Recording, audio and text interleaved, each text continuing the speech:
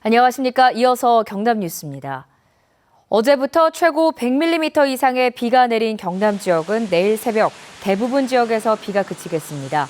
지금까지 강우량은 남해가 116mm로 가장 많고 하동 94mm, 창원 64.7mm를 보이고 있습니다. 기상청은 이번 비가 자정에 대부분 그치고 서부 내륙 지역은 내일 새벽까지 이어질 것으로 내다봤습니다. 박종훈 경남교육감 주민소환투표 청구 서명부 조작 사건을 조사하고 있는 경찰이 어제 홍준표 경남지사의 측근으로 알려진 박치근 경남FC 대표에 대해 11시간 동안 조사를 했습니다.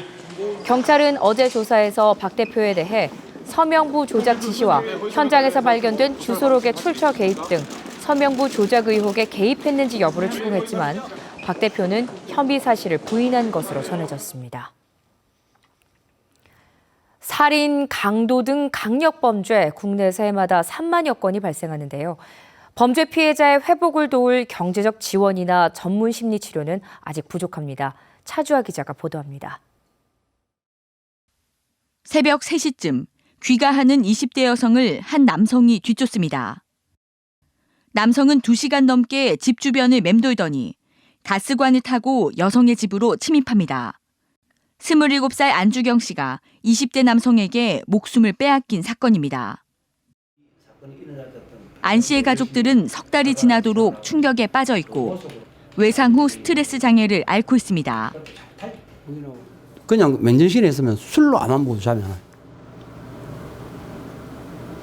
지금은 좀 다 정리하실 필요는 없고 있는 그대로 좀 놔두시면서 좀 여유 있게 봅시다.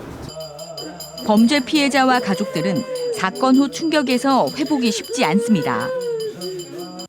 실제로 범죄 피해자 4명 중 1명이 외상 후 스트레스 장애를 겪는데 해마다 12만 명에 이를 정도입니다.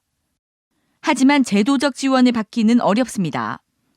범죄 피해자를 지원하는 정부기관은 법무부와 여성가족부 등 5곳에 달하지만 관련 서비스를 통합 안내하는 시스템은 없습니다.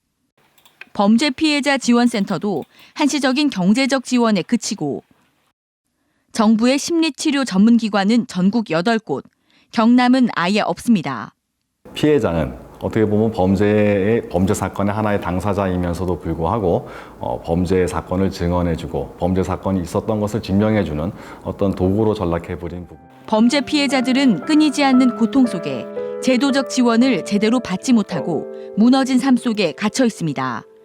KBS 뉴스 차주아입니다. 창원시가 아동학대를 없애기 위해 대책을 마련하기로 했습니다. 창원시는 아동학대를 막기 위해서는 신고가 결정적인 만큼 아동학대 신고 포상금을 지급하기로 하고 조례 제정이나 개정 등 관련 법률을 검토하고 있다고 밝혔습니다. 창원시는 또 시청과 구청, 읍면동에 아동학대 신고 접수 창구를 설치하고 아동학대 위기 가정을 조사하기로 했습니다. 4.13 총선을 60일 앞둔 오늘부터 선거일까지 현직 지방자치단체장이 각종 정치 행사에 참석하거나 선거대책기구를 방문할 수 없습니다. 또 자치단체장이 정당의 선거대책기구나 후보자 선거사무소를 찾는 것도 제한됩니다. 경상남도 선거관리위원회는 오늘부터 자치단체장을 비롯해 공무원 선거 중립 의무와 관여금지 행위를 집중 단속할 계획입니다. 경상남도 선거관리위원회가 홍준표 경남지사의 주민소환투표 청구 사실을 공표했습니다. 경남선관위는 어제 청구인 대표자가 주민소환 청구 최소 서명 요건인 유권자 26만여 명보다 많은 35만 4천여 명의 서명부를 제출했다고 밝혔습니다. 선관위는 오는 4월 13일 총선 이후 홍 지사 주민소환 서명부 검토를 거쳐 주민소환투표의 후속 절차를 진행할 계획입니다. 간선제로 치러지는 경상대학교 총장 선거에 5명이 등록을 마쳤습니다. 경상대는 어제 제10대 총장 선출을 위한 임용 후보자 등록을 마감한 결과 권순기, 한종우, 이영석, 마대영, 이상경 등 교수 5명이 등록을 마쳤다고 밝혔습니다.